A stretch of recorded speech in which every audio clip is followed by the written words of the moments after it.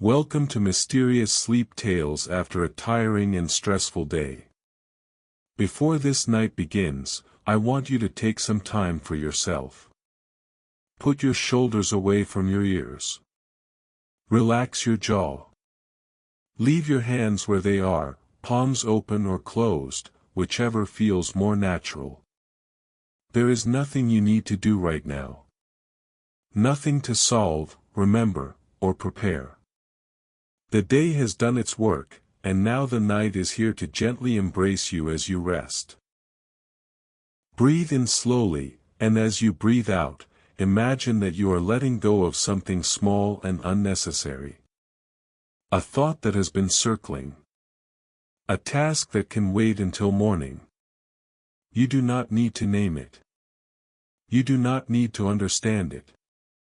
Simply let it go, like a leaf released into a stream, carried away by the quiet current of the evening. Tonight, I am going to take you somewhere very still. Somewhere warm and hushed, where time moves slowly and nothing demands your attention. You will not need to follow a story with twists or turns. You will not need to wonder what happens next. You need only to be here, breathing quietly, allowing the words to move past you like the softest of breezes. Close your eyes now, if you have not already. Feel the weight of your body resting against whatever surface holds you. Notice how it supports you, how it asks nothing of you in return. You are safe. You are warm. You are exactly where you need to be. And now, without hurry, without effort, we begin. The library stood at the end of a narrow lane, wedged between a printer's shop and a modest draper's establishment. It was not a grand building. Its bricks were the color of old tea, stained darker near the base where rainwater had pooled and dried across decades. The windows, tall and thin, were set deep into the walls, their glass rippled and uneven, so that the light passing through them seemed to bend and soften before it reached the interior.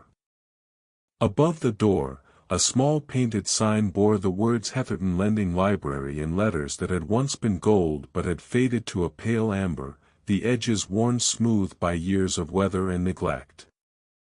Inside, the air was different. It did not move quickly. It settled, thick and still, as though it had been resting there for some time and saw no reason to stir.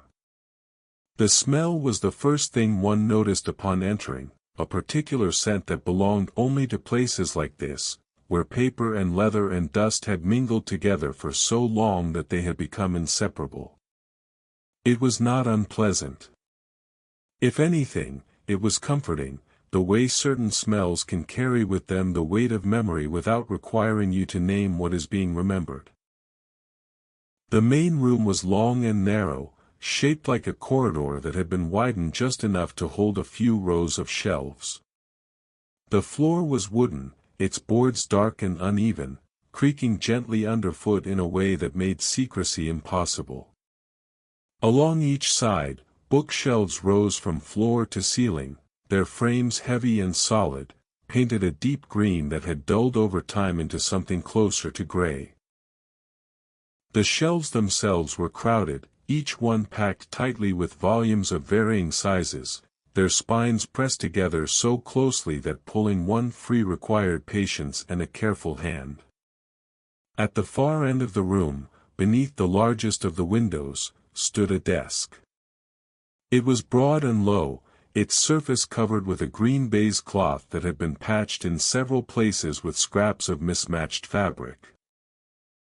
A brass lamp rested at one corner, its glass shade clouded with age, its wick trimmed short. Beside it sat a ledger, its cover warped slightly from years of use, and a small wooden box containing pencils, each one sharpened to a fine point. Behind the desk sat the librarian. His name was Mr. Pascoe, though few people addressed him by it. He was a man of advancing years, though not so old that he appeared fragile. His hair, what remained of it, was white and fine, combed neatly back from a high forehead. His face was narrow, with deep lines running from the corners of his nose to the edges of his mouth, lines that suggested not unkindness but a life spent in quiet concentration. He wore a dark waistcoat over a shirt that had been white once but had yellowed slightly at the collar and cuffs. His hands, resting flat on the desk before him, were long and thin, the knuckles prominent, the skin marked with the faint brown spots that come with age. He did not move often. For much of the day, he remained in his chair, watching the door, waiting for the occasional visitor to step inside. When someone did arrive, he would rise slowly, his joints complaining softly, and make his way to the shelves to assist them. He knew where each book lived. He knew which volumes were borrowed most frequently and which had not been touched in years. He knew the particular creak of the fourth floorboard from the door and the way the window on the left side rattled when the wind came from the east. Now, as the afternoon light began to thin and the street outside grew quieter, Mr. Pascoe glanced toward the small clock that sat on the mantelpiece behind him. It was nearly closing time. He had not had a visitor in over an hour. The last had been Mrs. Hadley, who came every Thursday to exchange her novels and always lingered too long, asking questions about characters and plots as though Mr. Pascoe were responsible for their behavior. He had answered her patiently, as he always did, and watched as she tucked the new volumes under her arm and made her way back into the street. He rose from his chair now, moving with the slow deliberation of someone who has learned not to rush. He crossed to the door and turned the key in the lock, the mechanism clicking softly into place. The sound was final but not harsh, a quiet declaration that the library had finished its work for the day and would now rest.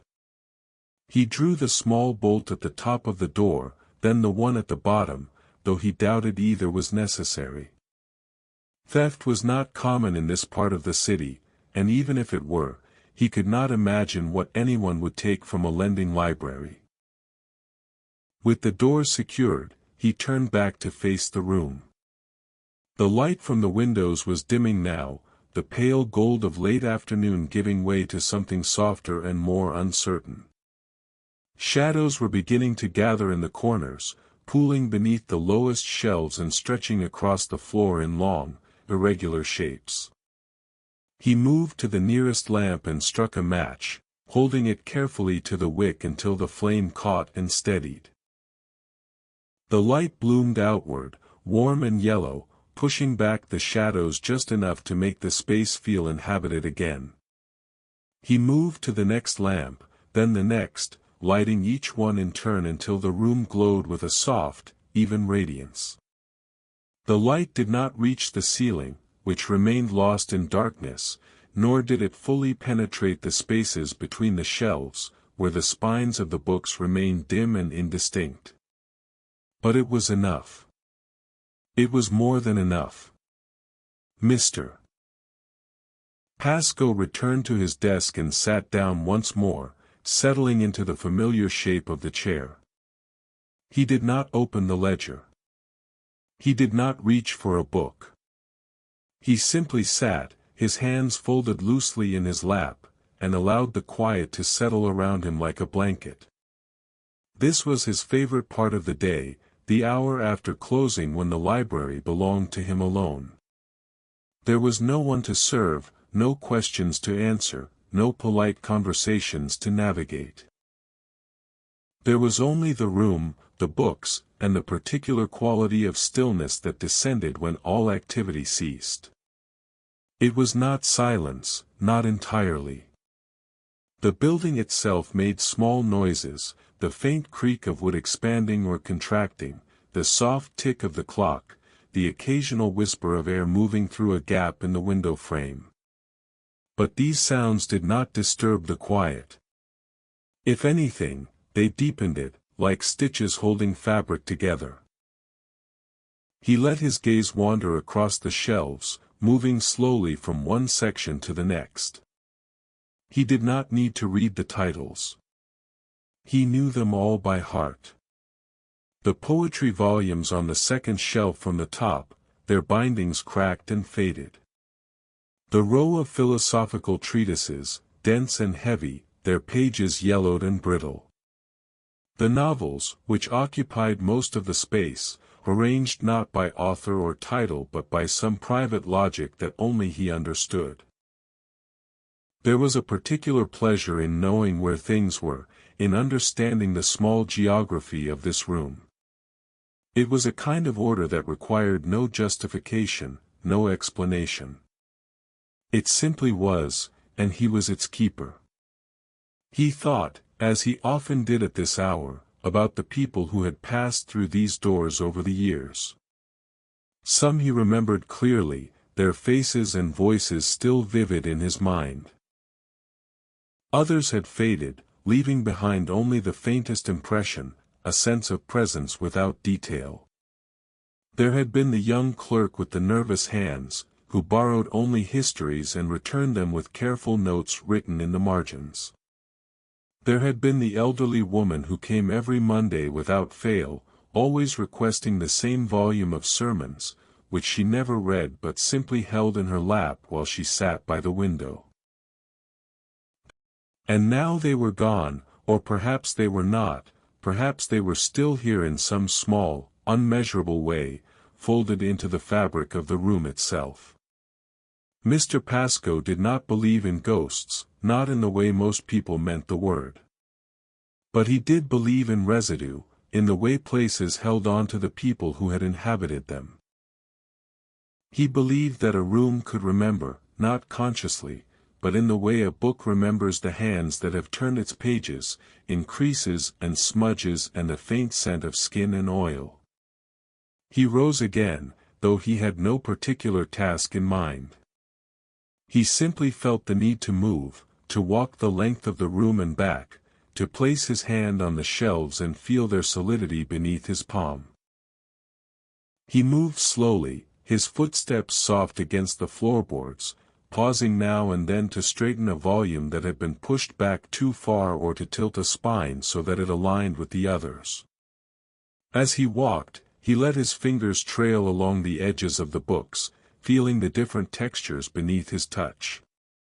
Some were smooth, their covers still supple despite their age.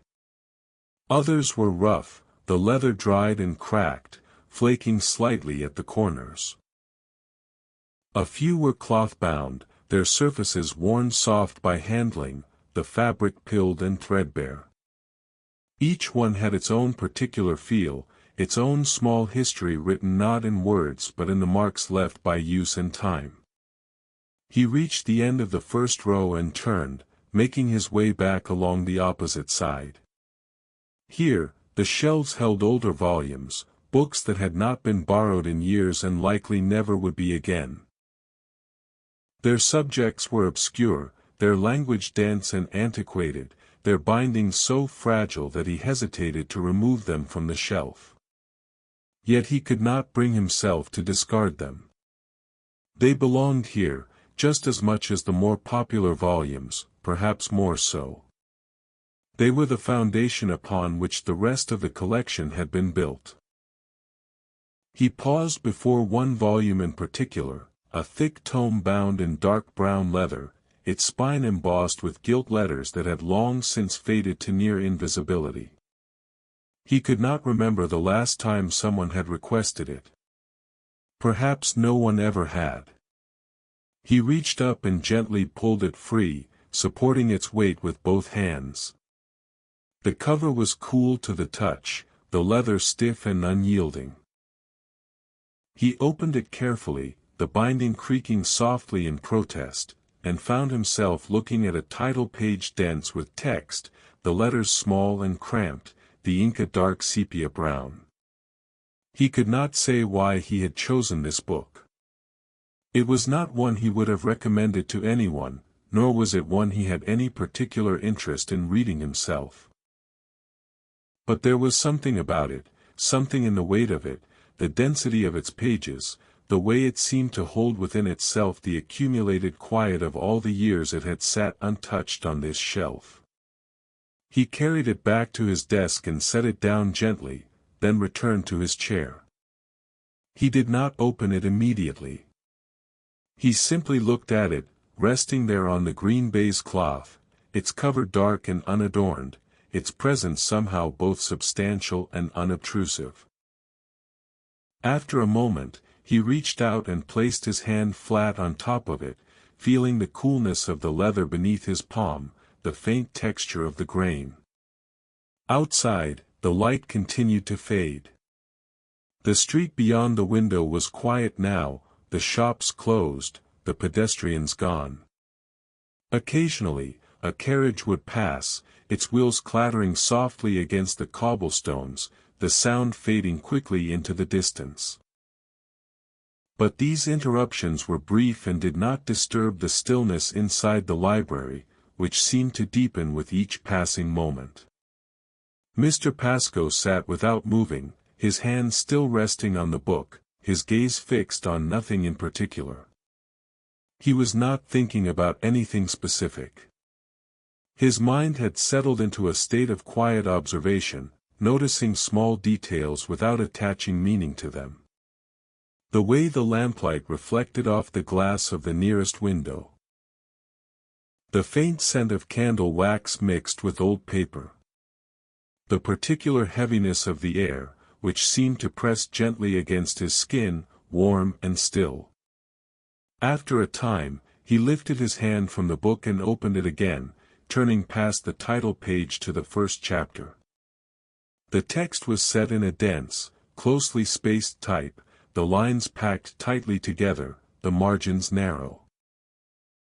He began to read, not with any particular purpose, but simply because the act of reading was familiar and comforting, a way of occupying his mind without demanding anything from it. The book was a treatise on some aspect of natural philosophy, though he could not quite determine which. The language was formal and convoluted, the sentences long and winding, filled with subordinate clauses and parenthetical asides. It required concentration to follow, and yet he found himself reading mechanically, his eyes moving across the lines without fully absorbing the meaning. He did not mind. The act of reading was enough, the steady progression from one word to the next, one line to the next, one page to the next. Outside, the last of the daylight slipped away, leaving the street in darkness. The lamps along the lane had been lit by now, their glow filtering faintly through the library windows, adding a second, colder layer of light to the warm yellow radiance inside. Mr. Pascoe glanced up briefly, noting the change, then returned his attention to the book. He continued reading for some time, though he could not have said how long. Time seemed to move differently at this hour, stretching and contracting in ways that defied measurement. A minute could feel like 10, or 10 like 1. It did not matter. There was nowhere he needed to be, nothing he needed to do. The library would remain as it was, holding him in its quiet embrace, until he decided to leave. Eventually, he closed the book and set it aside. He leaned back in his chair, folding his hands across his stomach, and let his eyes drift closed.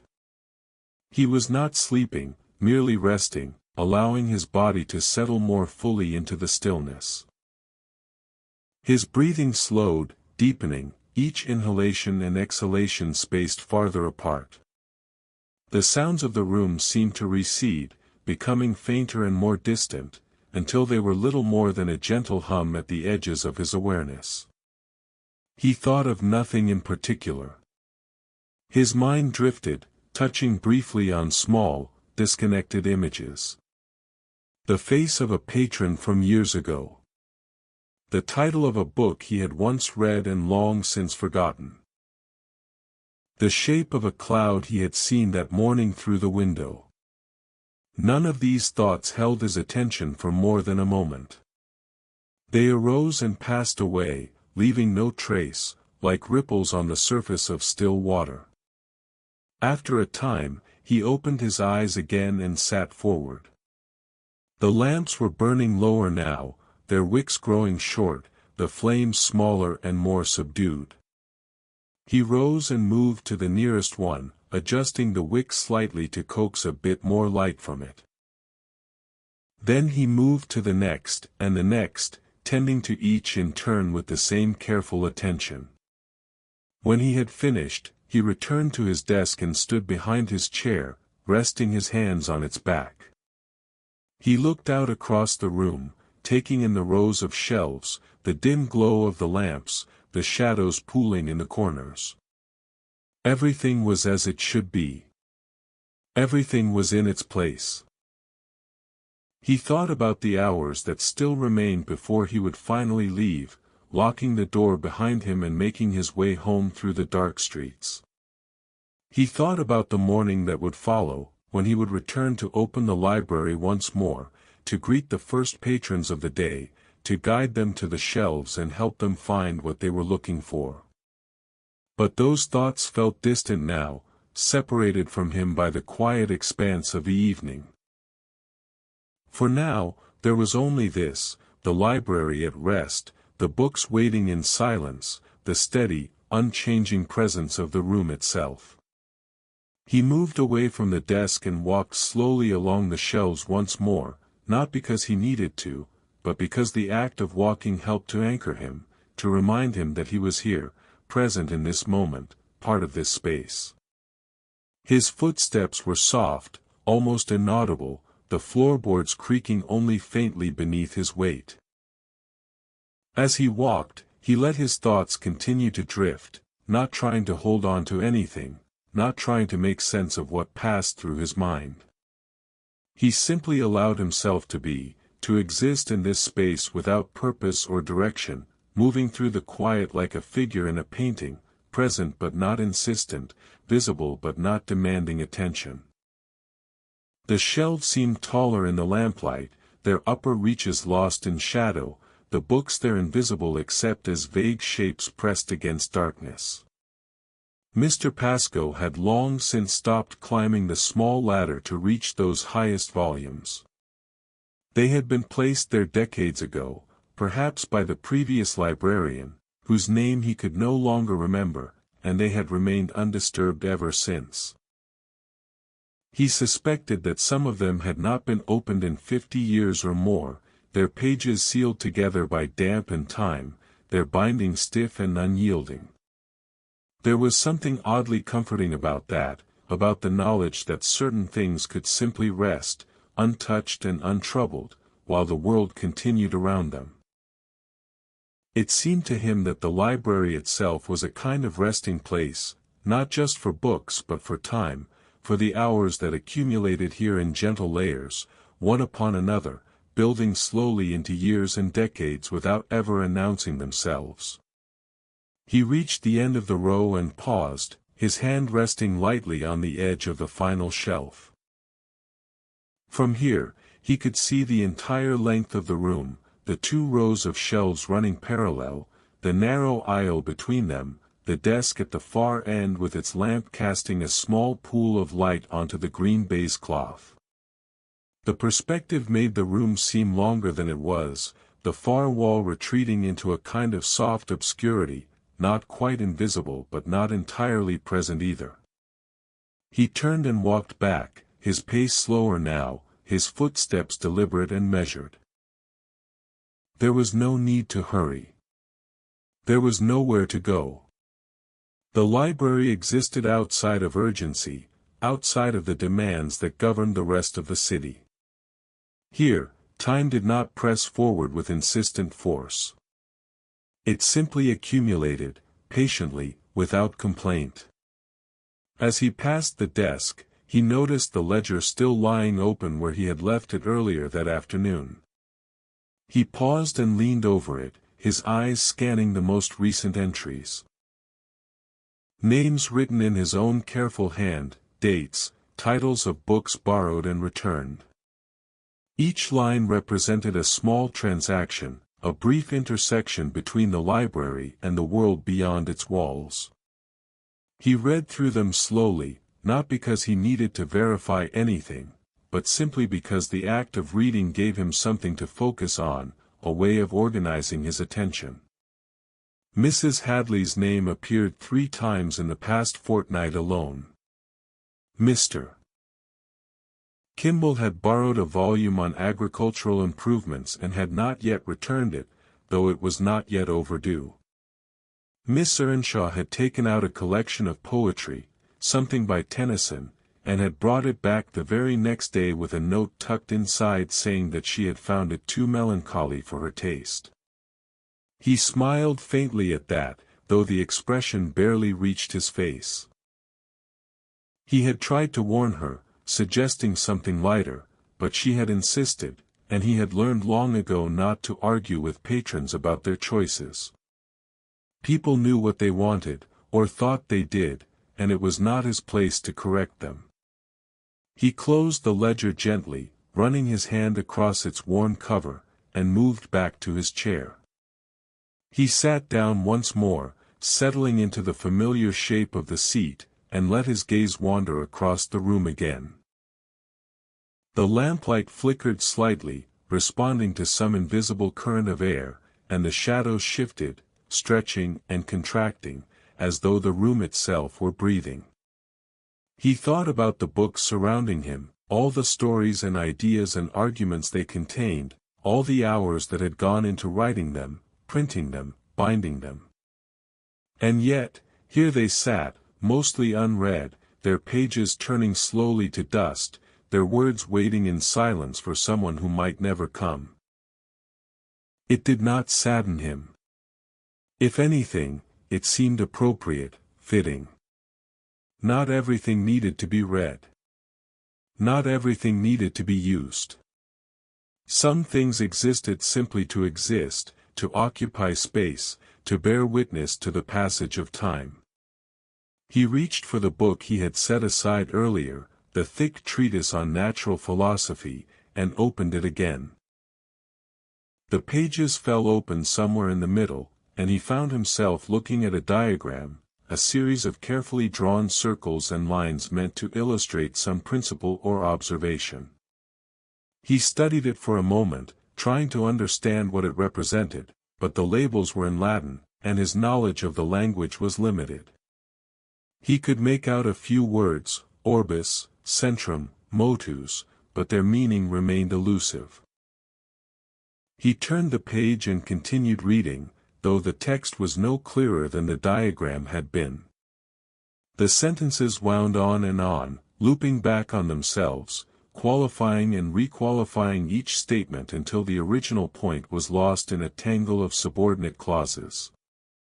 He read without comprehension, his eyes moving across the lines mechanically, the words passing through his mind without leaving any impression.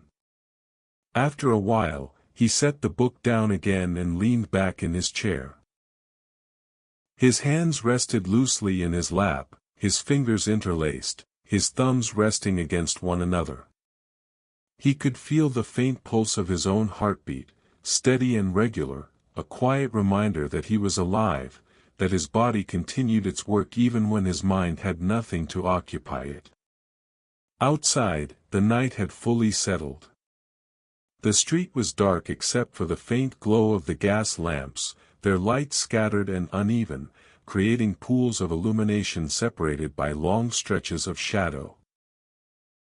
Occasionally, he heard footsteps passing by, the sound muffled and distant, as though filtered through layers of fabric. Once, he heard voices, a man and a woman speaking in low tones, their words indistinct, their conversation carrying for a few moments before fading away entirely. Inside, the library remained still. The clock on the mantelpiece ticked softly, marking the seconds with patient precision. Mr. Pascoe glanced at it and saw that it was nearly 8 o'clock. He had been here for over 2 hours since closing, though it felt both longer and shorter than that. Time had become malleable, elastic, stretching and compressing in ways that defied the steady progression of the clock's hands. He rose once more, though he had no particular destination in mind. He simply felt the need to move, to shift his weight, to occupy a different part of the room. He walked to the window and stood looking out at the darkened street. The glass was cold against his fingertips when he touched it, the surface smooth and slightly damp with condensation. Beyond the glass, the world was reduced to vague shapes and shadows, buildings rendered as dark silhouettes, the cobblestones visible only where the lamplight touched them. He stood there for some time, watching nothing in particular, his mind quiet and untroubled. There was a peacefulness in this, in standing at the boundary between inside and outside, between warmth and cold, between light and darkness. He was neither fully present in the room nor fully engaged with the world beyond. He existed in the space between, suspended, held gently by the stillness. Eventually, he turned away from the window and moved back into the room. He paused before one of the shelves, his eyes scanning the titles without really seeing them. His hand reached out almost of its own accord and selected a small volume, its cover of faded blue cloth, its spine unmarked. He did not remember this book. He could not recall ever having seen it before, though it must have been here all along, tucked between two larger volumes, easy to overlook. He opened it carefully, the binding creaking softly. The pages were yellowed and brittle, the edges rough and uneven, as though they had been cut by hand. The text was printed in a simple, unadorned type, the lines widely spaced, the margins generous. He turned to the title page and found it blank except for a single line, Observations on Solitude. There was no author's name, no date of publication, no indication of where or by whom it had been printed. It was as though the book had come into being without origin, appearing fully formed on the shelf, waiting to be discovered. He began to read. The text was not what he expected. It was not a philosophical treatise or a collection of essays. It was something simpler, more direct. A series of short passages, each no more than a few sentences long, separated by blank space. They read like notes, or perhaps like the fragments of a longer work that had been condensed into its essential elements. Solitude is not the absence of others, the first passage read, but the presence of oneself. He read it again, letting the words settle in his mind. They were plain, almost obvious, yet there was something in them that felt true, something that resonated with his own experience. He turned the page and found another passage. To be alone is to be complete. To be with others is to be divided. He frowned slightly at that. It seemed too absolute, too uncompromising. And yet, there was a kernel of truth in it as well. He thought about the hours he spent here in the library after closing, how different they felt from the hours when patrons were present, how much more at ease he was when he did not need to perform the small rituals of courtesy and conversation. He continued reading, moving slowly through the pages. Some of the passages struck him deeply, others left him unmoved. A few seemed contradictory, as though the author had changed their mind partway through and had left both versions intact. But taken together, they created a kind of portrait, not of a person but of a state of being, a way of existing in the world that required nothing beyond one's own presence. He closed the book after a while and held it in his hands, feeling its weight, its coolness. He wondered who had written it, and why, and how it had come to be here in this library, shelved without ceremony among volumes on theology and history and natural science. He wondered if anyone else had ever read it, or if it had remained unopened all these years, its words held in suspension, waiting. He carried the book back to his desk and set it down beside the treatise on natural philosophy. The two volumes sat side by side, one thick and imposing, the other small and modest, yet both sharing the same quality of quiet persistence, the same refusal to demand attention. Mr. Pascoe sat down again, his hands folded on the desk in front of him. The lamplight threw his shadow against the wall behind him, a dark shape that mimicked his movements, leaning forward when he leaned forward, settling back when he settled back. He watched the shadow for a moment, noting the way it blurred at the edges, the way it seemed to exist in a slightly different space from his own body, occupying the wall as he occupied the chair. The room was very quiet now. The clock continued its steady ticking, but the sound seemed fainter than before, as though it were receding, moving away from him into some distant part of the building. He could hear his own breathing, slow and regular, and beneath that, the faint creak of the chair as he shifted his weight. He thought about going home, about walking through the dark streets to the small lodging house where he rented 2 rooms on the upper floor. He thought about climbing the narrow stairs, unlocking his door, lighting the lamp in his sitting room, preparing a simple supper of bread and cheese. The routine was so familiar that he could see it in his mind with perfect clarity, each step following the next with inevitable precision. But he did not rise. He remained in his chair, his hands still folded, his gaze resting on the lamp flame. There was time yet. There was always time. The flame flickered again, responding to some unseen movement of air, and he found himself watching it more closely, noting the way it bent and straightened, the way it changed color from blue at the base to yellow at the tip, the way it seemed to dance without ever leaving the wick. It was a small thing, ordinary and unremarkable, yet it held his attention completely, as though it were the only thing in the room, the only thing in the world. He thought about all the lamps that had been lit over the years in this library, all the evenings when someone had struck a match and held it to a wick, coaxing flame into being. He thought about the countless hours those flames had burned, consuming oil or wax or gas, casting light into darkness, pushing back the shadows just enough to make the room habitable. And he thought about all the hours that would come after he was gone, when someone else would sit in this chair, or perhaps when the library would no longer exist at all, its books scattered, its shelves dismantled, its rooms given over to some other purpose. The thought did not disturb him. Everything ended eventually. Everything gave way to something else. That was simply the nature of things. He rose once more and moved to the shelves, running his hand along the spines of the books, feeling their different textures, their different weights. He paused before a section he rarely visited, volumes on mathematics and engineering, subjects that held no particular interest for him but which occupied space nonetheless, filling the shelves, completing the collection. He pulled one volume free, a thick book bound in dark green leather, its title embossed in gold. Principles of Mechanical Construction.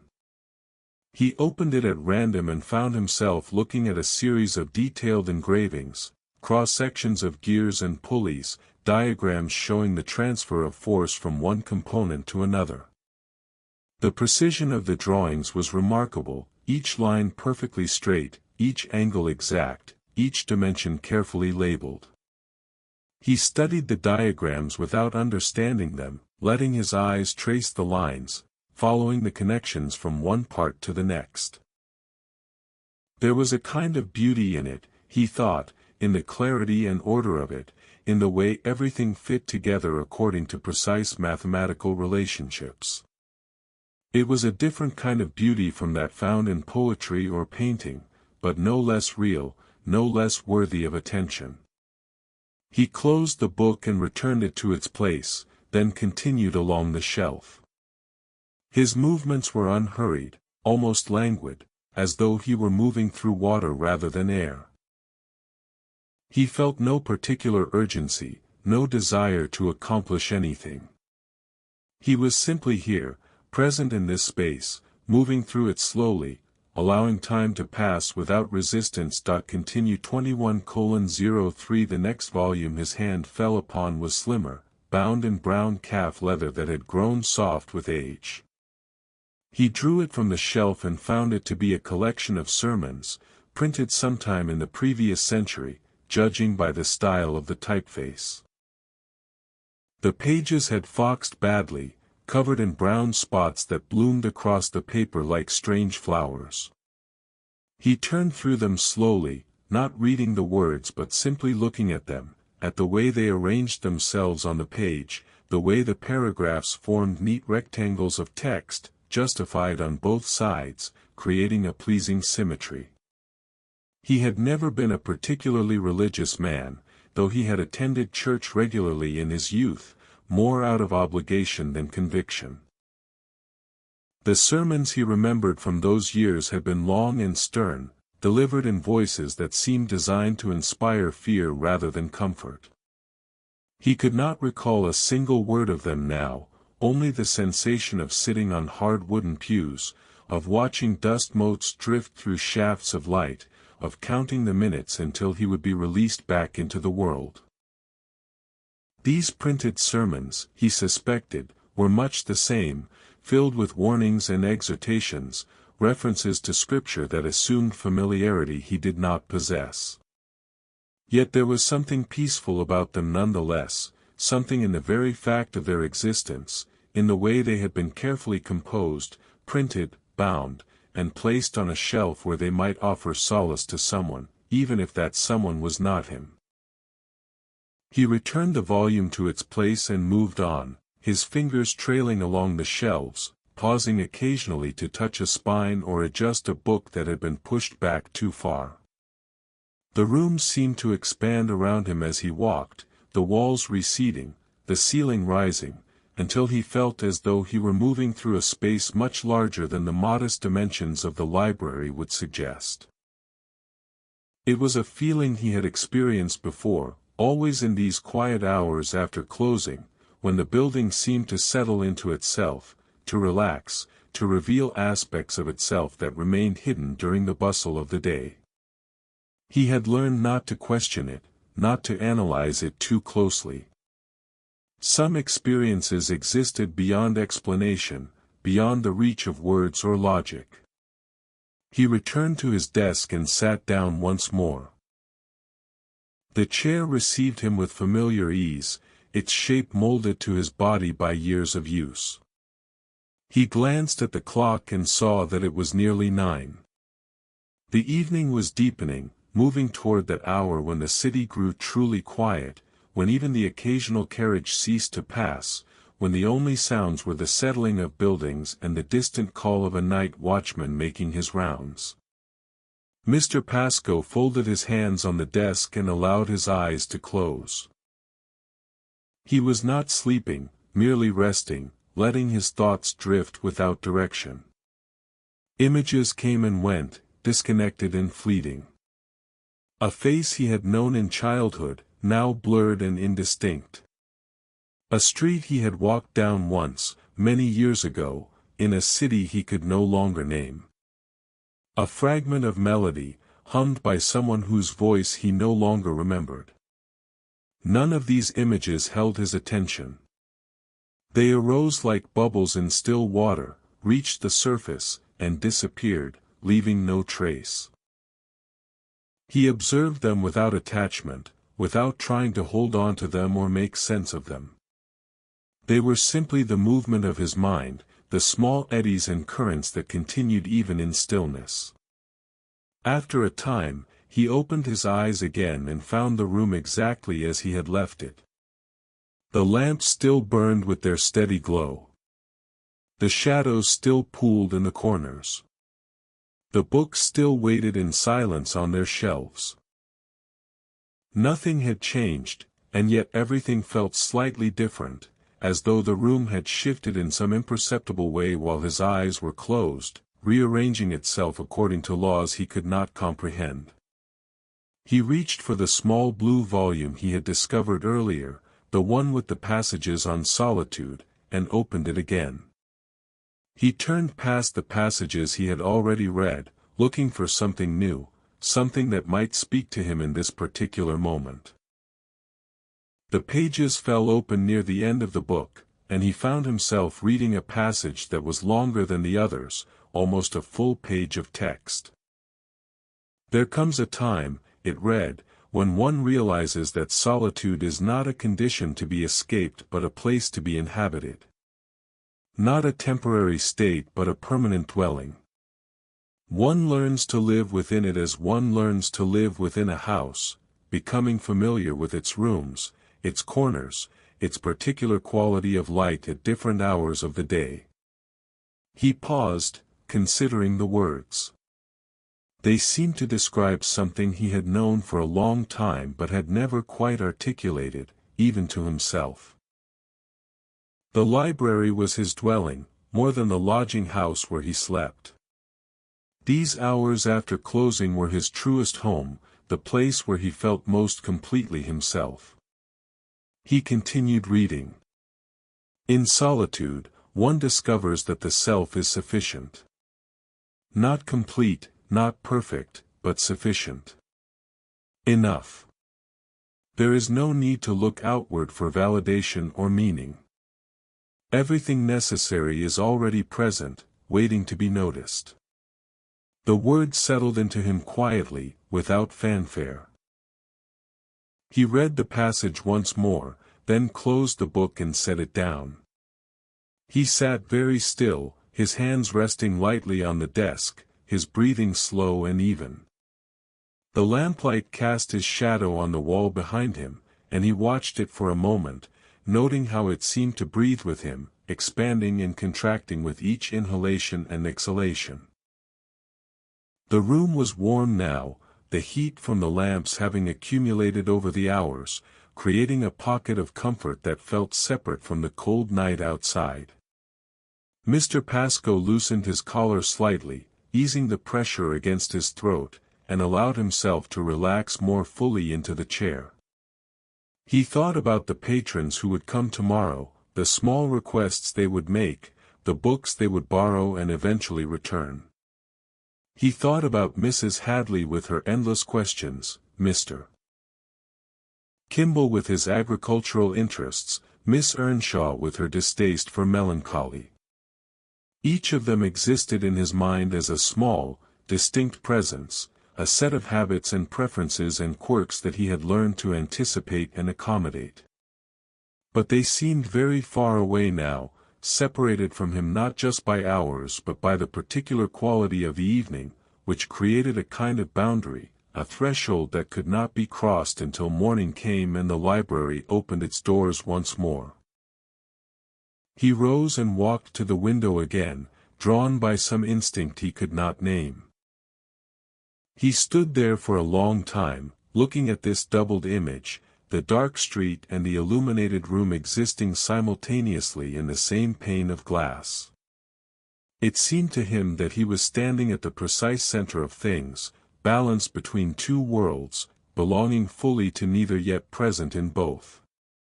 A cat crossed the street, its movements fluid and unhurried, its body low to the ground. It paused beneath one of the gas lamps, looking up as though considering the source of the light, then continued on its way, disappearing into the shadows between two buildings. Mr. Pascoe watched it go, then turned away from the window and walked back into the room. He moved along the shelves once more, not searching for anything in particular, simply moving, allowing his body to trace paths through the space. He had walked these same paths countless times over the years, until they had become grooves worn into his habits, routes he could follow without thought. He paused before a shelf that held volumes of travel writing, accounts of journeys to distant countries and remote landscapes.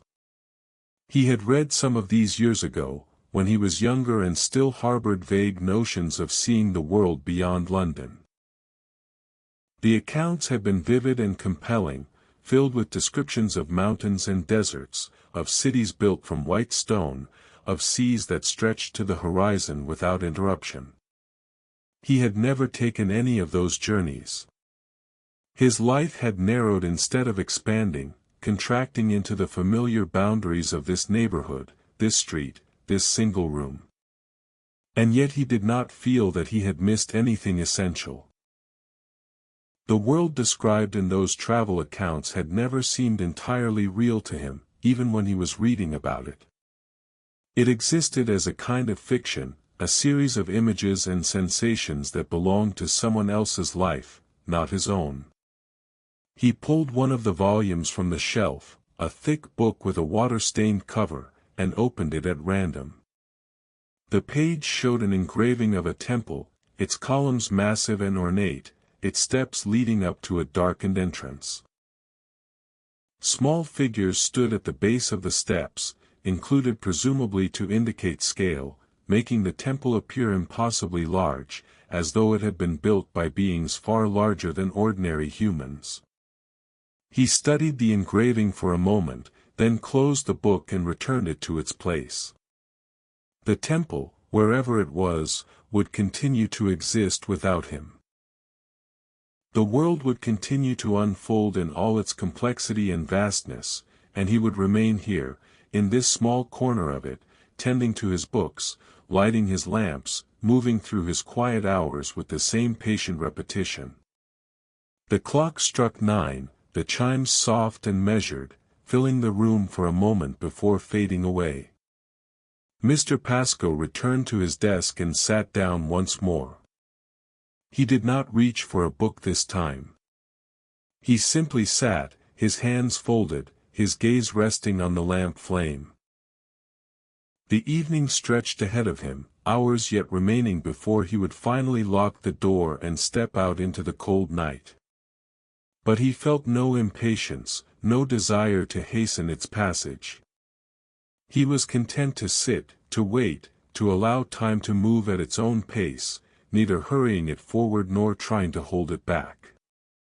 The flame flickered, steadied, flickered again. He watched it with the kind of attention one might give to a painting or a piece of music, observing its movements, its subtle variations, the way it responded. He thought about all the flames that had burned throughout human history, in hearths and on altars, in lamps and candles and torches, each one consuming fuel, converting matter into light and heat, creating small islands of warmth and visibility in the darkness. And he thought about how temporary each flame was, how dependent on its source of fuel, how easily extinguished by a breath of wind or a splash of water. Yet while they burned, they were absolute. They transformed everything around them, pushing back the darkness, creating the conditions for life to continue, for work to be done, for words to be read. They were, in their own way, miraculous, ordinary miracles that occurred so frequently they ceased to be noticed. Mr. Pascoe shifted in his chair, adjusting his position slightly to ease a small ache in his lower back. His body was reminding him of its presence, of its needs and limitations. He was not as young as he once had been. The years had accumulated, leaving their marks in stiff joints and tired muscles, in eyes that required stronger spectacles and hands that sometimes trembled without cause. But these discomforts were minor, easily borne. They were simply part of the condition of being alive, of inhabiting a body that moved through time, gradually wearing down, gradually returning to the elements from which it had been formed. He rose once more and walked to the far end of the room, where a small door led to an even smaller back room. This was where he kept supplies, boxes of paper and ink, spare wicks for the lamps, cleaning cloths, and other mundane necessities. He rarely entered this room during the day, but in the evenings, he sometimes found himself drawn to it, pulled by the same inexplicable instinct that drew him to certain shelves or certain books. He opened the door and stepped inside.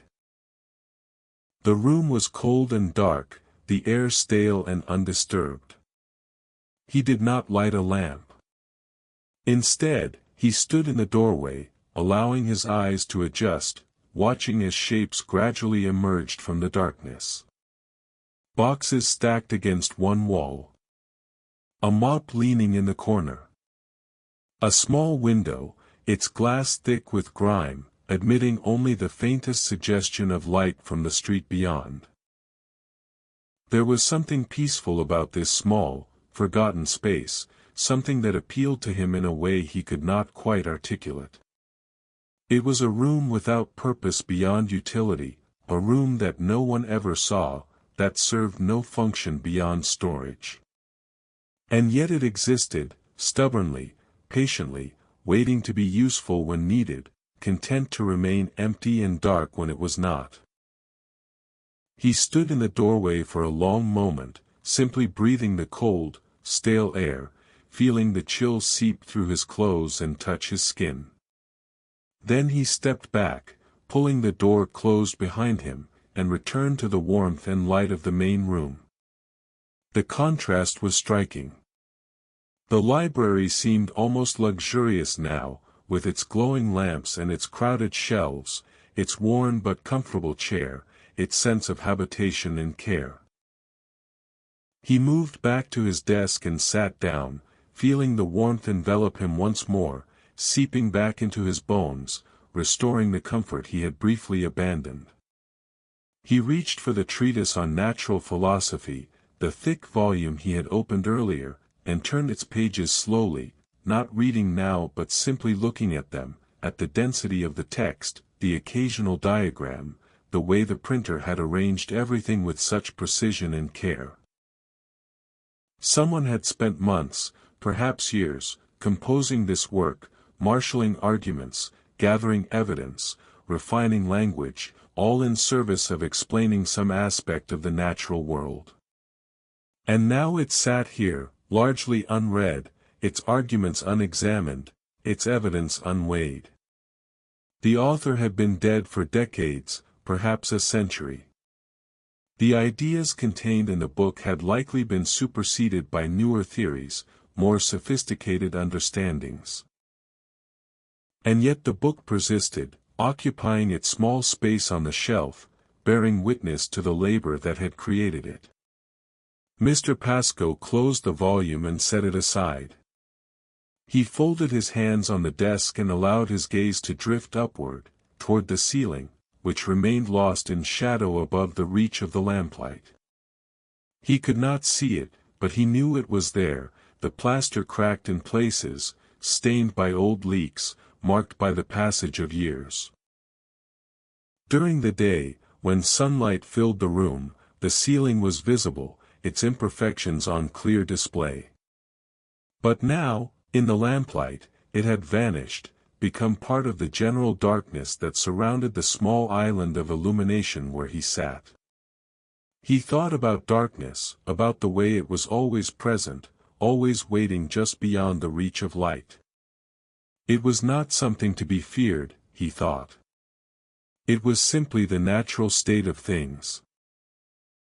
Light was the aberration, the temporary condition that required constant effort to maintain. Darkness required nothing. It simply was, eternal and patient, ready to return the moment the flame went out. His eyes felt heavy now, the lids drooping slightly. He allowed them to close, resting for a moment in the warm darkness behind them. He could still see the afterimage of the lamp flame, a bright spot that slowly faded, changing color as it dimmed, from yellow to orange to red, until it disappeared entirely and left only blackness. He sat like this for some time, his breathing slow and deep, his body settled completely into the chair. He was not asleep, but neither was he fully awake. He existed in some intermediate state, suspended between awareness and rest, conscious of his surroundings but not actively engaging with them. Gradually, he became aware of sounds he had not noticed before. The faint creaking of the building as it settled, wood expanding or contracting in response to temperature changes. The soft whisper of air moving through a gap somewhere, a draft too slight to feel but audible if one listened carefully. The distant sound of footsteps on the street outside, growing louder as they approached, then fading as they passed by. He opened his eyes and found the room unchanged. The lamp still burned. The books still waited.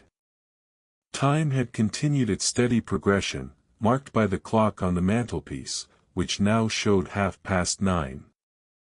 He rose once more, driven by restlessness he could not name. He walked to the shelves and let his hand trail along the spines of the books, feeling their different textures, their different temperatures. Some were warm from proximity to the lamp. Others were cool, having absorbed the chill from the walls. He moved slowly, methodically, covering the same ground he had covered before, retracing his steps in a pattern that had become ritual. As he walked, his mind drifted to thoughts of the library's history, of all the years it had stood in this place, serving this neighborhood. He knew very little about its founding. There had been a benefactor, someone wealthy enough to purchase the building and stock it with books, someone who believed that access to reading should not be limited to those who could afford to buy their own volumes. That person's name was lost to him now, if he had ever known it. All that remained was the institution itself, the physical space and the collection it housed. How many people had passed through these doors over the decades? How many hands had touched these books, how many eyes had moved across these pages? The numbers were impossible to calculate, but they must be considerable, reaching into the thousands, perhaps the tens of thousands. Each person had left something behind, some infinitesimal trace of their presence, too small to measure but accumulating nonetheless, building up in layers like sediment. He paused before a section of the shelves that held children's books, small volumes with illustrated covers, their pages thick and durable, designed to withstand rough handling. He had not looked at these books in some time. They occupied a lower shelf, close to the floor, positioned where young hands could reach them easily. He knelt down slowly, his joints protesting slightly, and pulled one of the volumes free. It was a book of fairy tales, its cover decorated with a simple drawing of a castle. He opened it carefully and found the pages still intact, though the edges were worn and softened by countless turnings. The illustrations were crude but charming, rendered in black ink with careful cross-hatching to suggest depth and shadow. He turned through the pages slowly, glancing at the familiar stories. Children transformed into swans. Princesses hidden in towers. Youngest sons setting out to seek their fortunes. Each tale followed the same basic pattern, beginning with lack or misfortune, moving through trials and challenges, ending with restoration and reward. They were simple stories, almost formulaic, yet they had persisted for generations, passed down orally before being captured in print, adapting to different cultures and contexts while retaining their essential shape. He closed the book and returned it to its place, then rose to his feet, steadying himself with one hand on the shelf. His knees ached slightly, reminding him that kneeling was becoming more difficult with each passing year. He would need to be more careful, more mindful of his body's limitations. He walked back to his desk and stood beside it, resting one hand on its surface. The wood was smooth and cool beneath his palm, polished by years of use, marked here and there with small scratches and stains that formed an accidental pattern, a record of countless small incidents now forgotten. The lamp on the desk was burning lower now, the flame smaller, consuming the last of the oil in the reservoir. He would need to refill it soon if he wanted it to last through the evening. But he hesitated, reluctant to disturb the quiet rhythm that had established itself.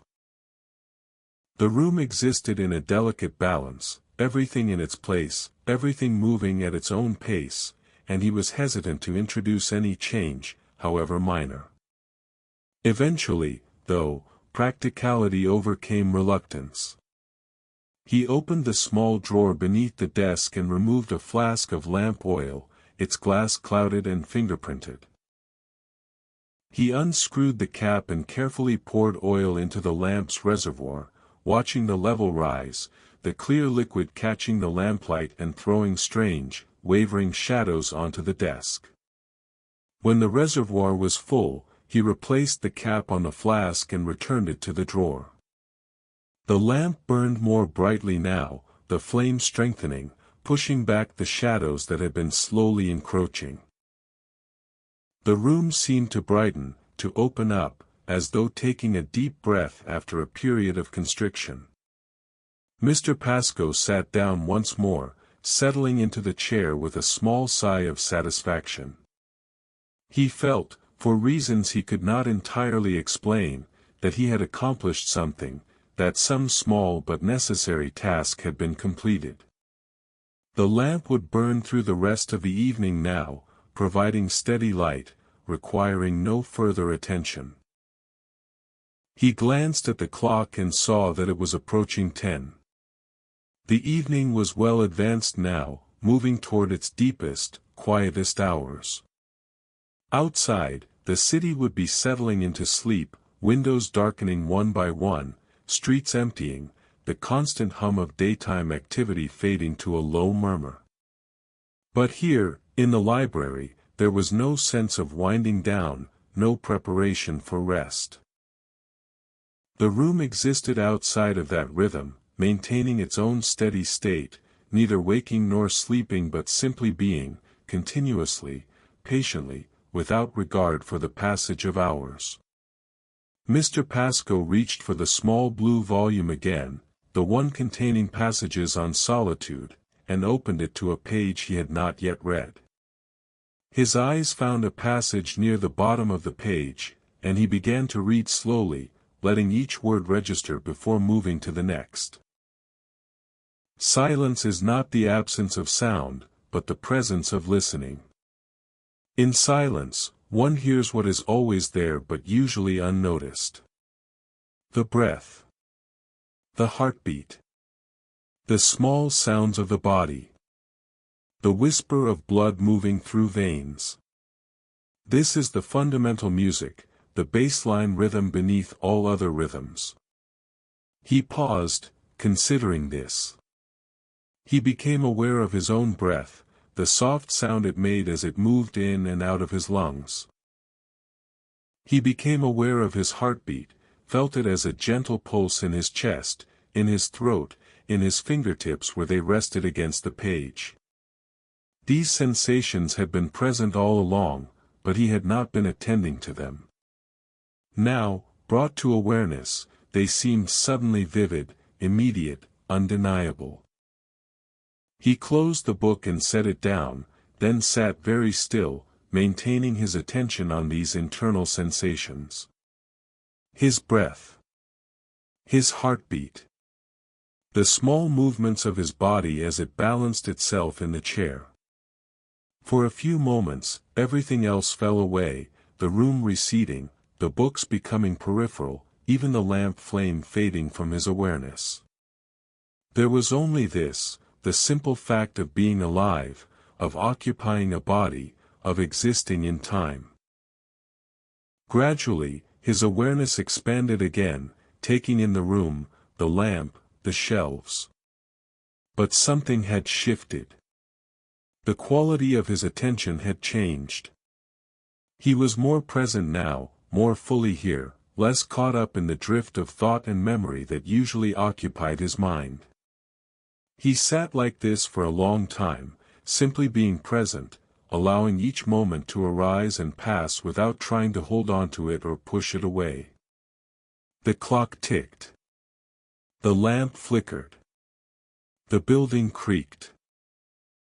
Each sound registered clearly, distinctly, without judgment or interpretation. The sensation was not unfamiliar to him.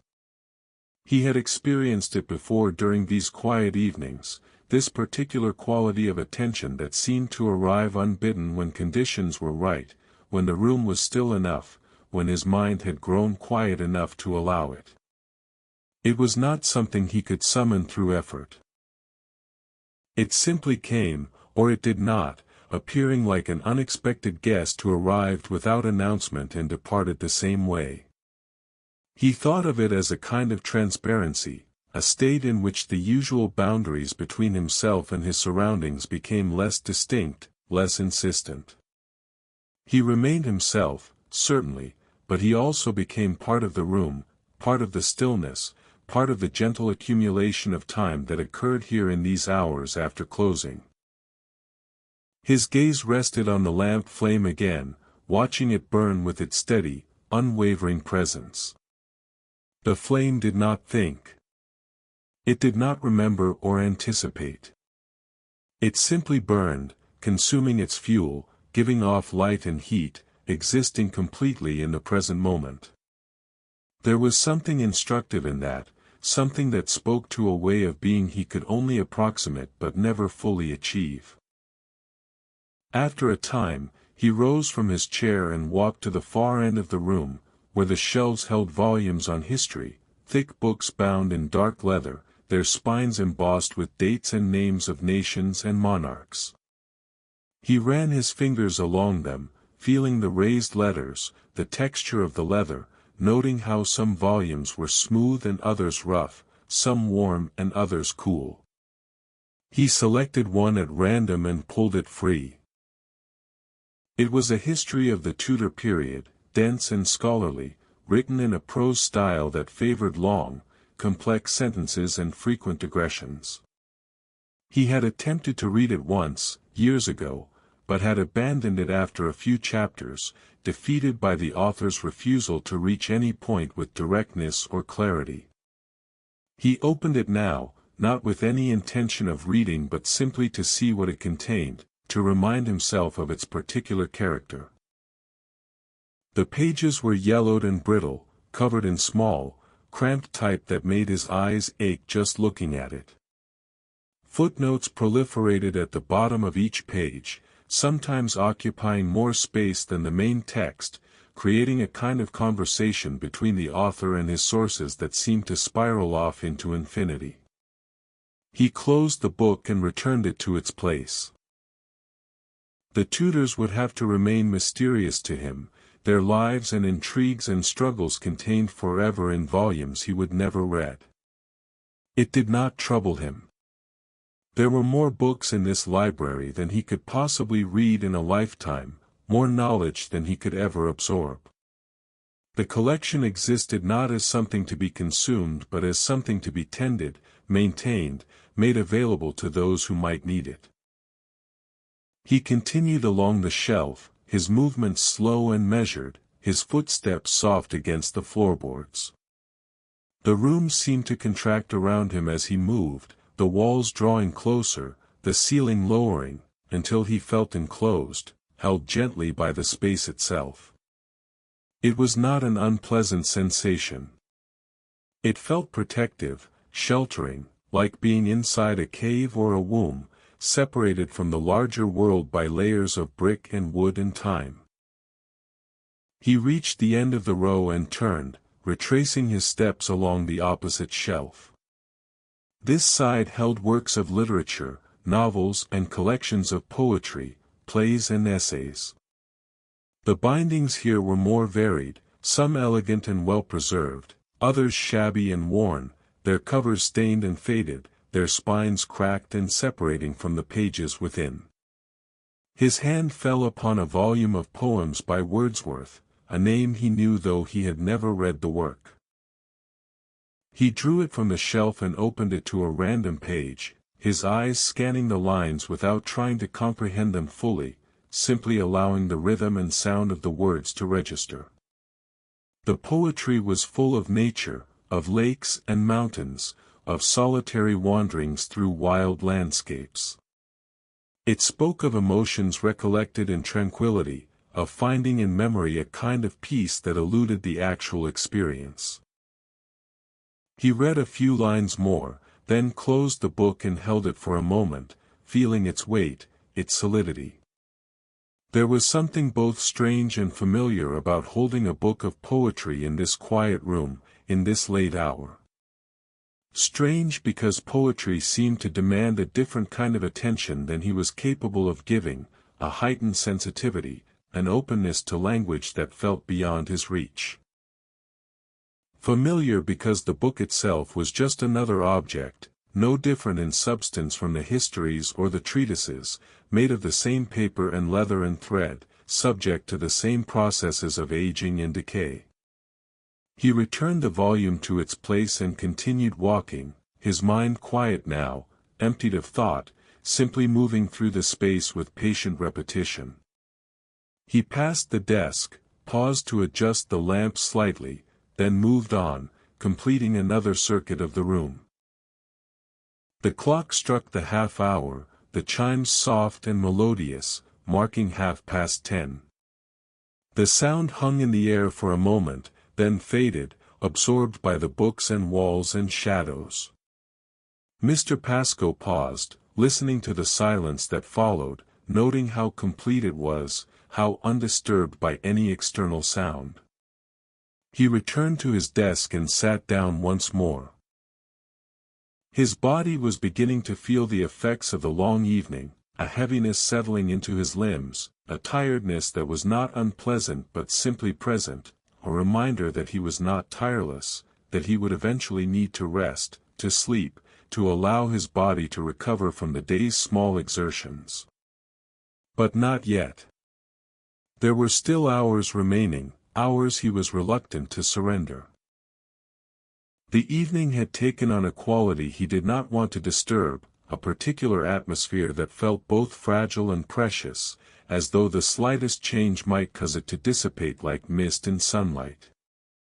He placed his hands flat on the desk, palms down, and looked at them. They were old hands, marked by age and use, the skin thin and spotted, the veins prominent, the joints slightly swollen. They had touched countless books over the years, turned countless pages, written countless entries in ledgers and registers. They had served him well, these hands, asking nothing in return, simply doing what was required of them day after day, year after year. He thought about all the hands that had held books in this library, all the different sizes and shapes, young hands and old hands, rough hands and soft hands, clean hands and dirty hands. Each book carried traces of them all, invisible but present, accumulated over time into a kind of collective residue, a layering of human touch that could not be seen but could perhaps be felt, if one paid close enough attention. His gaze drifted to the window, where darkness pressed against the glass. He could see nothing beyond it now except his own faint reflection and the reflected glow of the lamps. The world outside had become entirely abstract, reduced to the idea of a world rather than its actual presence. For all he could tell, the library might be floating in empty space, unanchored, drifting through darkness without destination or purpose. The thought did not disturb him. If anything, it felt appropriate, fitting. The library had always existed as a kind of island, separated from the flow of ordinary life, governed by its own rules and rhythms.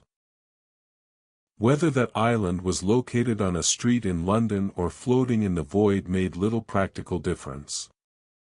It remained what it was, a place apart, a sanctuary. He rose once more and walked to the shelves, drawn by an impulse he did not try to name or understand. He moved along the rows slowly, his eyes scanning the spines without really seeing them, his hand occasionally reaching out to touch a volume, to feel its presence, to acknowledge it.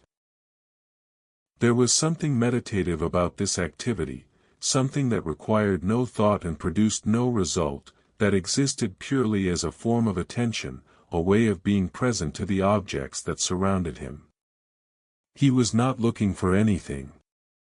He was simply looking, allowing his gaze to rest on each book for a moment before moving to the next, creating a rhythm that was both purposeful and purposeless. He paused before a shelf that held books on natural history, volumes filled with detailed descriptions and illustrations of plants and animals, of geological formations and weather patterns. He pulled one free, a book on British birds, and opened it to find a hand-colored illustration of a robin, its breast bright red, its eye dark and alert, rendered with meticulous attention to detail. The image was beautiful in its precision, in the care that had been taken to represent the bird as accurately as possible. He studied it for a long moment, noting the individual feathers, the delicate gradations of color, the way the artist had captured something of the bird's essential character, its alertness, its vitality. Then he closed the book and returned it to the shelf. The robin would remain there, frozen in its moment of attention, waiting for the next person to open the book and bring it briefly back into the light. He continued walking, completing another circuit of the room, then another. His footsteps created a rhythm, soft and regular, a gentle percussion that marked the passage of time without insisting upon it. The floor creaked beneath him in familiar places, announcing his presence, reminding him that he was here, that he was real, that his weight and movement had consequences, however small. Eventually, he returned to his desk and sat down, his body settling into the chair with a sense of completion, as though he had been walking toward this moment all evening and had finally arrived. He folded his hands on the desk and allowed his eyes to close once more, not sleeping but resting, giving his body permission to be still. The sounds of the room continued around him.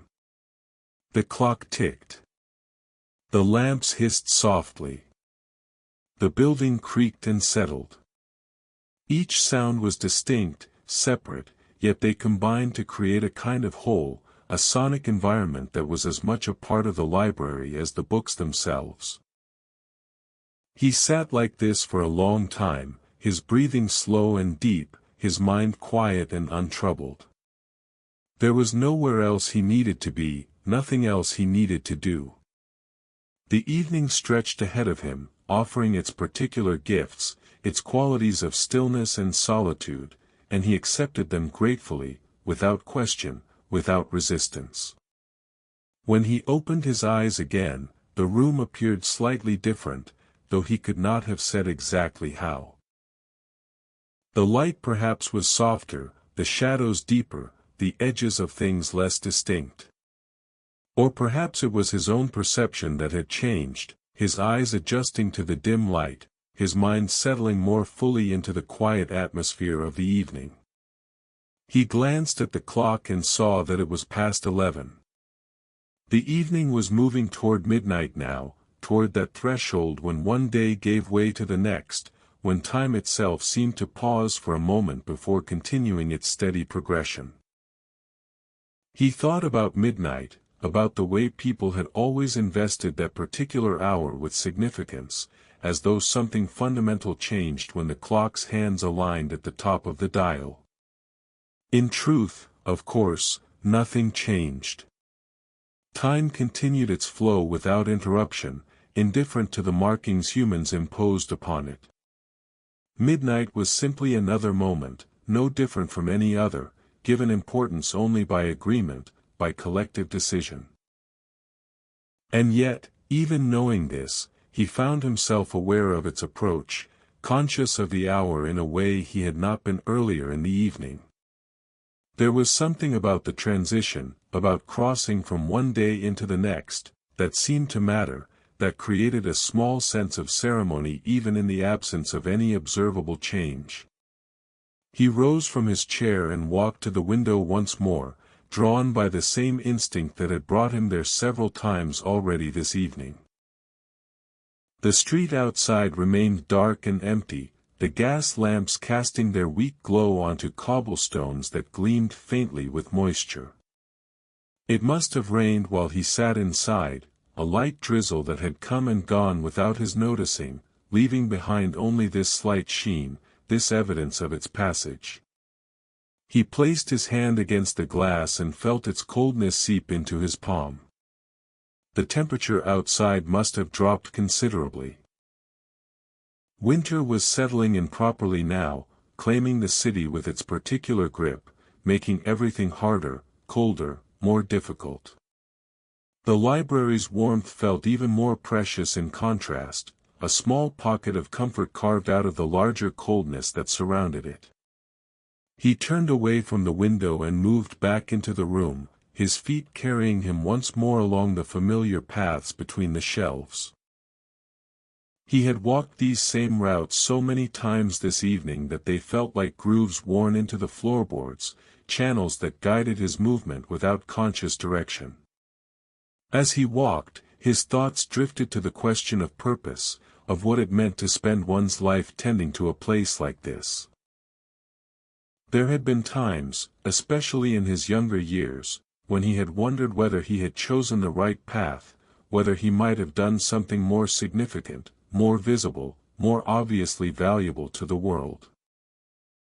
But those doubts had faded over time, worn away by the steady accumulation of days and years, by the slow realization that significance was not something that could be measured or compared, that each life had its own particular shape and meaning that could not be judged by external standards. The library needed someone to care for it, to maintain it, to keep it open and accessible. That was work that mattered, even if it was work that went largely unnoticed, even if it produced no grand achievements or notable accomplishments. It was quiet work, steady work, work that consisted mostly of small, repeated actions, day after day, year after year. And there was something deeply satisfying about that, about the absence of drama or excitement, about the way each day resembled the one before it and the one that would follow. There was peace in predictability, in routine, in knowing what each hour would bring and meeting it with patience and care. He paused before a shelf near the back of the room, where the oldest volumes were kept, books that had been part of the library's original collection, acquired decades ago when the institution was first established. These books were rarely borrowed now.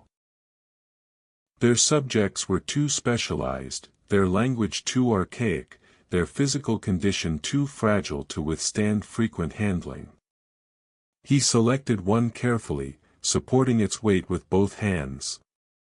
The binding was loose, the covers barely attached, held in place by a few remaining threads. He opened it with extreme caution, aware that too much pressure might cause it to fall apart entirely. The pages inside were covered with Latin text, dense paragraphs unbroken by any modern conventions of formatting or spacing. He could make out a few words here and there, fragments of meaning that suggested the book was some kind of theological treatise, though its exact argument remained opaque to him. He closed the book gently and held it for a moment, feeling the weight of it, the age of it, the sense of all the years it had existed, all the hands that had touched it, all the eyes that had moved across its pages. It had survived longer than most books did, longer than most objects of any kind. And yet its survival seemed fragile now, precarious, dependent on careful handling and favorable conditions, on the absence of disaster or neglect. Eventually, all of these old books would crumble away, returning to dust, their words lost, their arguments forgotten. It was inevitable, simply the natural course of things. Paper and leather and thread could only last so long, could only resist the processes of decay for so many years before succumbing. He returned the volume to its place with careful precision, making sure it was properly supported by the books on either side, making sure it would not shift or fall. Then he moved on, continuing his slow circuit of the room. The clock struck 11:30, its chimes marking the passage of another half hour, another increment of time measured and announced. Mr. Pascoe paused to listen, then continued walking, his pace unchanged, his movements unhurried. He found himself before the shelf that held books on philosophy, dense volumes that attempted to make sense of existence, to find meaning or purpose or pattern in the chaos of human experience. He had browsed through many of these over the years, drawn by their ambitious titles, their promises of understanding and enlightenment. But he had never been able to sustain his interest in them for long. The arguments always seemed to circle back on themselves, creating elaborate structures of logic that appeared impressive but ultimately led nowhere, or at least nowhere he could follow. The philosophers wrote with such confidence, such certainty, as though they had discovered fundamental truths that eluded ordinary people. Yet their truths often contradicted each other, each system of thought claiming to have found the answer, the key that unlocked everything. He suspected now, standing before these volumes in the quiet of the late evening, that there was no single answer, no key that unlocked everything. There was only experience itself, the simple fact of being alive, of moving through time, of noticing what one noticed and feeling what one felt. Philosophy might help to organize those experiences, to put them into categories and systems, but it could not replace them or transcend them or make them mean something they did not already mean. He pulled a volume from the shelf at random and opened it, his eyes falling on a passage in the middle of a page. The language was dense and technical, filled with terms he did not fully understand.